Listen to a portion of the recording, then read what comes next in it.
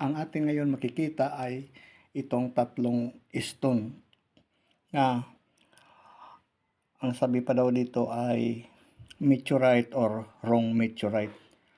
Ito ay atin ngayon na-discover. So ito ang atin ngayon makikita kung saan ba dito ang magnetic or hindi magnetic. Bago tayo magpapatuloy, shout out po sa inyong lahat, lalo sa mga subscribers.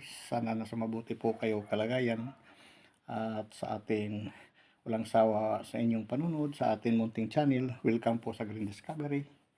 At ito ngayon ang atin may share na itong stone na tatlo.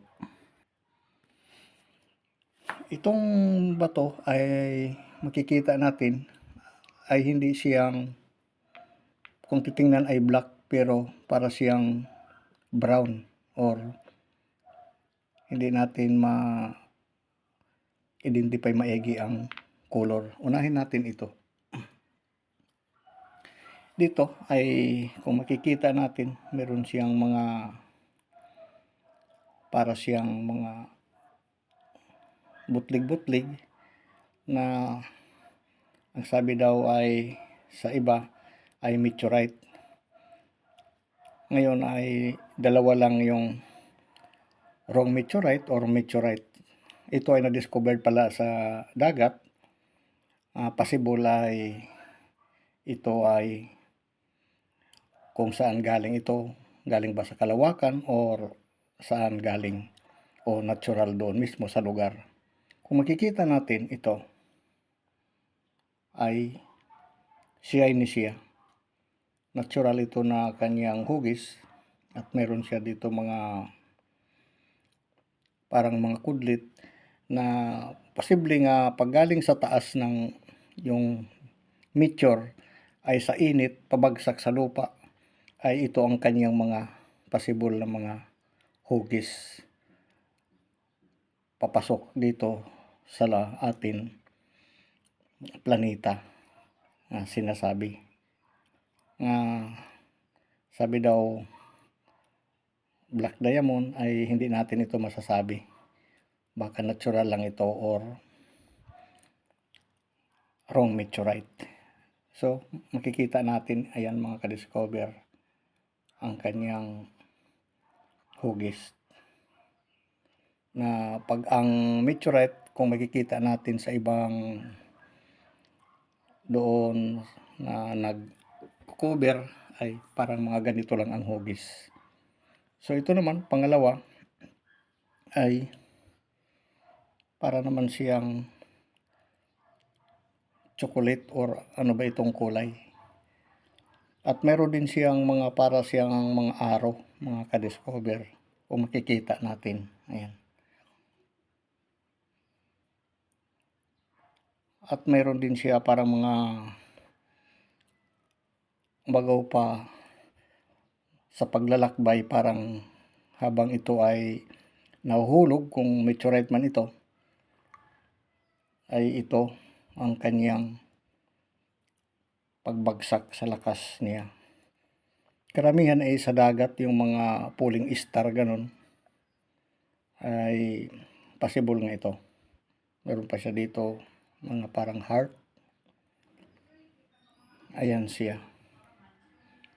Ito yung natural niya na kislap or kinis na parang malayo agin travel niya mga ka-discover. Ito naman na isa ay para naman siya may mga butas-butas. Ayan. Pero smooth ang kanyang pagka-hugis. Para talaga siya galing sa kalawakan. Ito siya. Kung makikita natin. Ang mga meteorite kasi nga nahuhulog ay meron siya yan mga edges na yung pagtakbo niya pababa ay smooth siya. Ito mga ka-discover. Karamihan sa dagat, ayan, doon matatagpuan. Tapos akan niya ilalim or dito para siyang nabiyak na. ay para siyang kristal or iron, parang bakal. So ngayon malalaman natin gagamitan ng magnet kung nag-registered ba ito sa sinasabi nilang magnet. So unahin natin ito. Gumamit tayo ngayon ng magnet. So ito yung magnet natin. Dahil common na po sa mga bato ay nagdidikit talaga yan ng mga yung iron stone. Dumidikit yung mga magnet sa bato. Pero dito natin malalaman kung saan ang magnetic nito. Or mayon siya iron na halo. Crystal or ano. Unahin muna natin ito mga ka-discover. Gagamitan natin ng ito. Malalaman natin kung ano talaga ang kanyang category.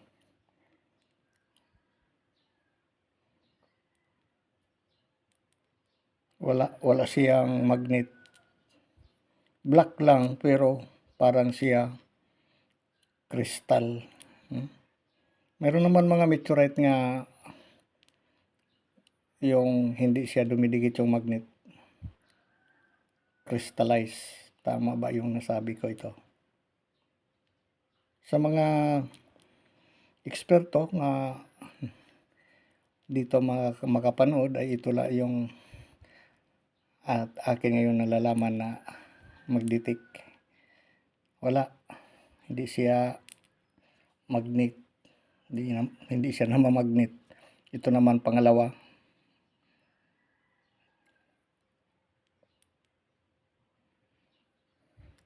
Malaman natin ngayon.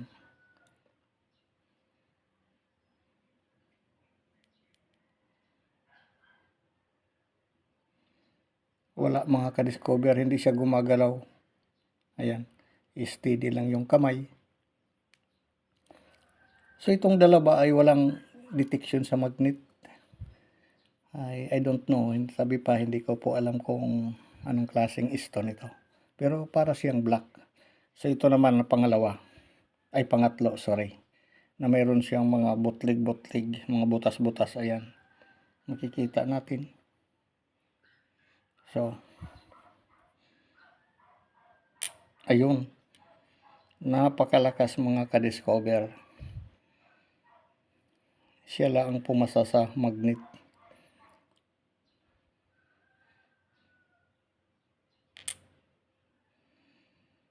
So, kahit ano, napakalakas niya maghila. Kahit saan, ayan.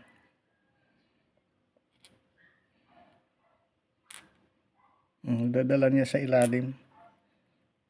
Hacking niya.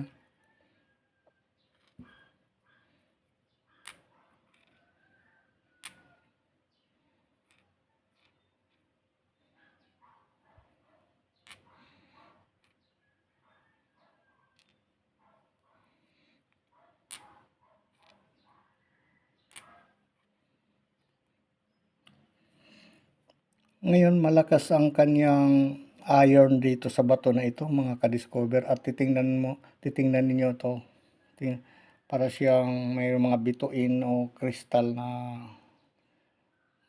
makinto ano siya, nagkikislap.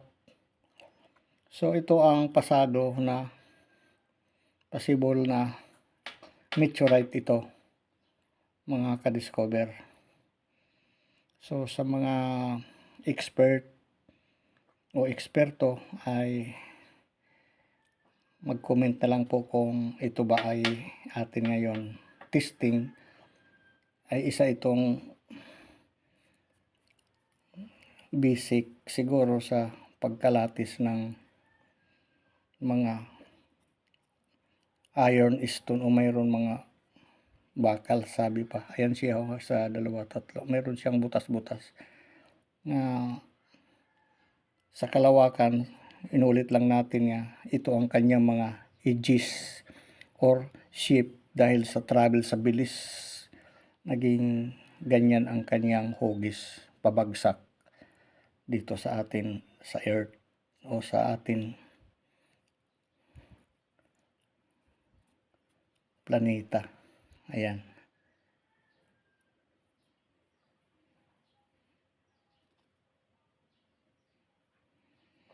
So ito lang ang atin ngayon na magnet na isa. Tinisting lang natin na ito lang ang pasado. Itong dalawa wala. Ayan. Pero ito siya para din matagal lang, malayo-layo ang pinaggalingan o travel. Ayan.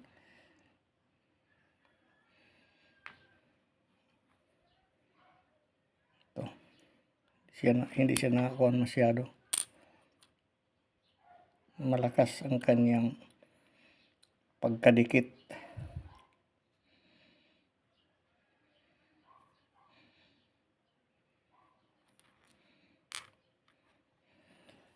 So yan lang po mga ka-discovered ang pagdetect natin sa mga magnetic na bato. At ito yung dalawa wala at ito yung pumasa. At marami po salamat sa ating panonood.